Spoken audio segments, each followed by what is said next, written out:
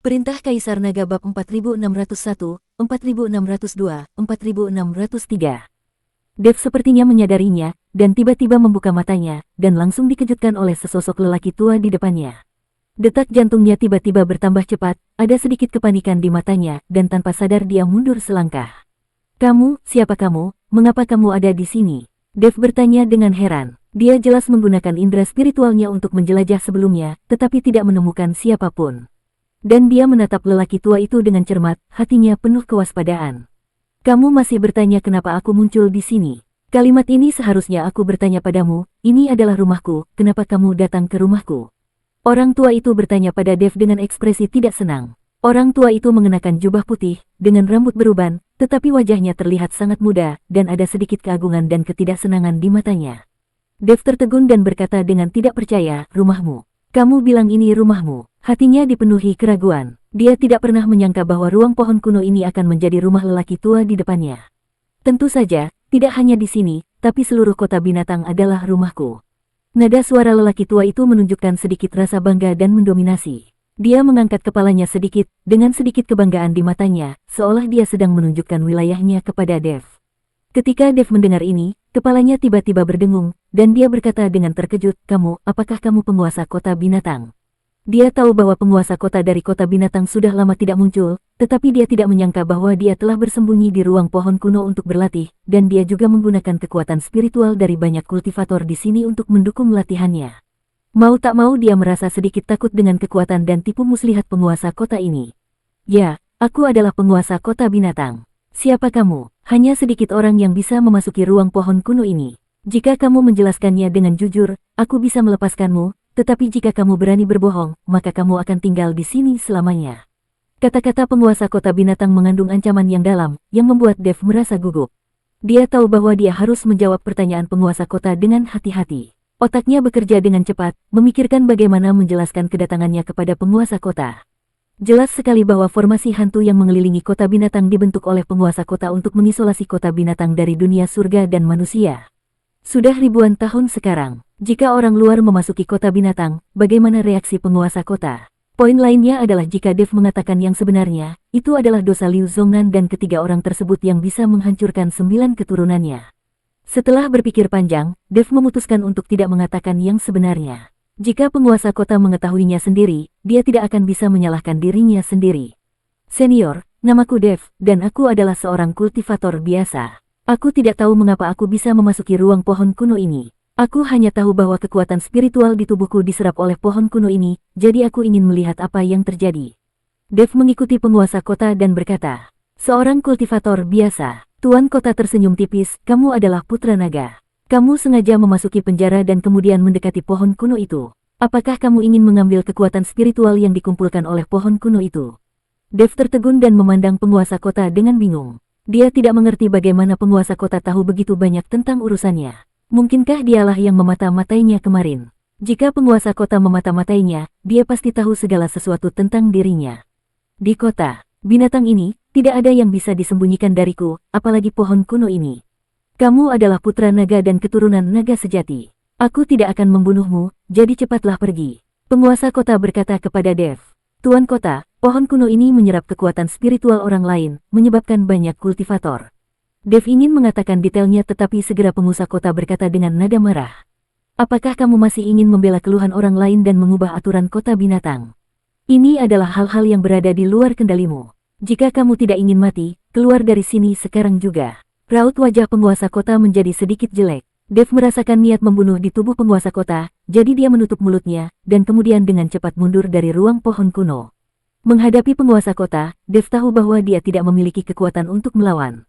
Dan kekuatan pihak lain jelas tidak terbayangkan. Alasan tidak muncul mungkin karena dia sedang berkonsentrasi berlatih agar bisa cepat naik ke alam surgawi. Melihat pohon kuno di depannya dan kekuatan spiritual yang kaya di pohon kuno, Dev menghela nafas. Dengan kekuatannya saat ini, tidak mungkin dia bisa memiliki kekuatan spiritual di pohon kuno ini. "Karena aku tidak bisa mengambil pohon kuno itu sebagai milikku, aku hanya bisa melihat apakah urat batu abadi itu asli." Dev tidak berdaya dan hanya bisa melakukan hal terbaik berikutnya dan melihat apakah urat spiritual yang disebutkan Xiong Kuo itu benar. Alangkah baiknya jika dia bisa mendapatkan tambang batu spiritual abadi. Ditambah dengan tas penyimpanan yang diperoleh dari Luota dan upeti sumber daya 100 tahun dari aliansi penyegel iblis, Dev punya cukup waktu untuk berlatih. Dan seharusnya tidak ada masalah jika sumber daya ini bisa menembus alam Mahayana. Jadi Dev memutuskan untuk berkonsentrasi berlatih sebentar setelah mendapatkan urat batu spiritual abadi. Kalau tidak, kekuatannya saat ini akan sangat sulit untuk bersaing. Beberapa kekuatan tersembunyi di dunia surga dan manusia perlahan mulai muncul, dan Dev harus memanfaatkan waktu untuk berlatih. Waktu malam, langit mulai gelap. Dev merasa waktu di dalam sel hampir habis, dan kemudian dia keluar dari sel dengan mudah. Xiong Kuo memandang Dev, yang menganggap sel itu bukan apa-apa, dan matanya sangat terkejut hingga dia hampir jatuh dari kepalanya. Saat dia tiba di halaman penjara, tidak ada penjaga yang menjaga. Karena seluruh penjara terbungkus dalam formasi, mustahil ada tahanan yang bisa melarikan diri. Ini lebih baik, ini hanya membuat Dev bisa kabur dengan mudah. Adapun formasi di sekitar penjara, Dev tidak memperhatikan sama sekali. Meskipun formasi ilusi di sekitar kota binatang sangat kuat dan Dev belum mampu menghancurkannya, formasi di sekitar penjara sama kekanak-kanakan seperti anak kecil. Terlihat tubuh Dev tenggelam dalam kabut putih, dan kemudian dia dengan lembut menekan ke depan dengan telapak tangannya. Cahaya putih menyebar dari telapak tangannya, dan penghalang muncul di depan Dev. Ini adalah formasi di sekitar penjara. Tubuh Dev perlahan melewati penghalang tanpa hambatan apapun. Bahkan tidak ada fluktuasi apapun dalam formasi dan tidak membuat penjaga waspada. Saat ini, Bai Cheng sudah menunggu di luar penjara. Dia takut Dev tidak akan bisa keluar dari penjara dan melarikan diri secara pribadi. Jika dia tidak bisa membawa Dev ke Jenderal Singh, dia pasti akan diinterogasi, dan penasehat lain mungkin terus mengejeknya. Tepat ketika Bai Cheng sedang mondar-mandir, sangat cemas, dia tiba-tiba merasakan gelombang energi di sekelilingnya. Kemudian tubuh Dev muncul dan berjalan perlahan keluar dari kabut putih. Melihat Dev benar-benar menerobos formasi dan keluar dari penjara, wajah Bai Cheng penuh dengan keterkejutan dan keterkejutan. Tuan Chen, apakah kamu benar-benar keluar? Bai Cheng melangkah maju dan menatap Dev. Jika aku bilang aku bisa keluar, aku pasti bisa melakukannya. Bawa aku menemui Jenderal Singh. Dev berkata sambil tersenyum tipis. Baiklah, ayo pergi. Bai Cheng mengangguk. Bai Cheng membawa Dev ke rumah Jenderal. Saat ini, Jenderal Singh sedang duduk di aula bersama lebih dari selusin penasehat, menunggu dengan tenang. Jenderal, Bai Cheng itu mungkin berbicara omong kosong. Ini sudah waktunya dan dia belum membawa orang itu ke sini. Benar, aku belum pernah mendengar ada naga di kota binatang kita. Aku tidak percaya bahwa kultivator tingkat 9 di alam kesengsaraan dapat mengalahkan alam Mahayana tingkat 4. Bahkan jika aku harus mati, sepertinya aku tidak bisa mempercayainya. Jika pria bernama Dev itu benar-benar datang, aku akan menantangnya untuk melihat apakah dia bisa mengalahkanku.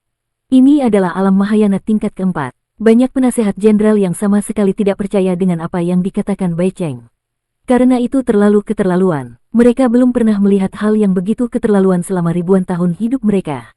Baiklah, tunggu saja sebentar. Jika Bai Cheng masih belum bisa membawa orang itu setelah 1 jam, maka kita bisa langsung menghukumnya. Jenderal Singh melambaikan tangannya dan berkata. Saat Jenderal Singh selesai berbicara, Bai Cheng tiba bersama Dev. Jenderal, Tuan Chen ada di sini, kata Bai Cheng. Ketika Jenderal Singh dan banyak penasehat melihat Dev untuk pertama kalinya, mereka semua tampak sedikit kecewa. Karena meskipun Dev adalah seekor naga, dia terlihat terlalu biasa dan tidak memiliki keluhuran naga. Tapi Dev memang berada di alam kesengsaraan tingkat 9. Dev melirik orang-orang di aula, mereka semua adalah kultivator Mahayana. Di antara mereka, Jenderal Singh memiliki alam tertinggi, mencapai alam Mahayana tingkat ke-8, sedangkan yang lainnya hanya berada di alam Mahayana tingkat ke-4 atau ke-5. Namun, yang terendah semuanya berada di alam Mahayana tingkat ke-3. Dapat dilihat bahwa para penasehat di bawah Jenderal Singh ini tidak lemah. Apakah kamu seekor naga? Jenderal Singh bertanya. Dev mengangguk, begitulah. Aku ingin tahu apakah kamu bisa mengeluarkan sebagian aura nagamu agar kita bisa menjelajahinya. Jenderal Singh terus bertanya. Dev tidak berbicara, tetapi memancarkan kekuatan naga. Dengan ledakan kekuatan naga, auman naga terdengar samar di aula. Dev hanya menahan diri dan melepaskan sedikit kekuatan naga itu, tapi dia tidak melepaskan semuanya, apalagi menyebabkan naga emas di belakangnya muncul.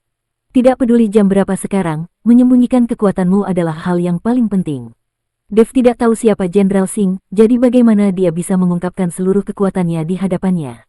Itu memang klan naga. Merasakan kekuatan naga, Jenderal Singh mengangguk. Penasehat lain juga bisa merasakan aura naga di tubuh Dev, sehingga bisa dipastikan Dev adalah seekor naga. Bagaimanapun juga, semua orang di sini adalah klan binatang, dan klan naga adalah yang paling mulia di antara klan binatang, jadi sikap semua orang terhadap Dev tiba-tiba berubah. Namun, Semua orang masih meragukan bahwa Dev, seorang kultivator tingkat 9 di alam kesengsaraan, dapat mengalahkan alam Mahayana tingkat keempat milik Bai Cheng. Bahkan klan naga tidak dapat memiliki kemampuan untuk melompati begitu banyak level sekaligus. Aku mendengar bahwa kamu dapat mengalahkan alam Mahayana tingkat keempat dengan alam kesengsaraan tingkat ke-9. Jenderal Singh bertanya. Pada saat itu, rekan Daois Bai hanya mengaku kalah. Dev berkata dengan rendah hati. Biar ku beritahu, bagaimana dia, alam kesengsaraan tingkat 9, bisa mengalahkan alam Mahayana tingkat 4. Bai Cheng mungkin menyerah ketika dia melihat lawannya adalah naga sejati, jadi dia mengalah. Kata penasehat jenderal di alam-alam Mahayana tingkat 4. Itu tidak benar. Tuan Chen bersikap rendah hati. Bahkan jika aku berusaha sebaik mungkin, aku tetap bukan tandingan Tuan Chen. Jika kamu tidak percaya, kamu bisa mencobanya dengan Tuan Chen. Kamu juga berada di alam Mahayana tingkat keempat, kamu akan mengetahuinya setelah membandingkannya.